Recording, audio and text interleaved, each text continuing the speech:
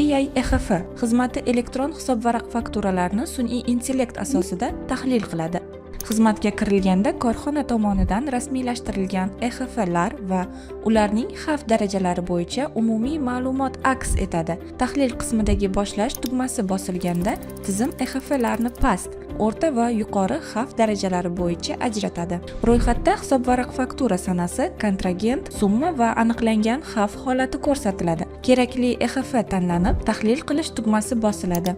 Bundan tashqari ushbu matnlarni siz ovozli holatda ham eshitishingiz mumkin. Sun'iy intellekt xato, tafovut va xavf belgilarining ehtimoliy sabablarini tushuntiradi. Natijada soliq to'lovchi EXFdagi xatolarni oldindan aniqlab, ularni o'z vaqtida tuzatish imkoniyatiga ega bo'ladi.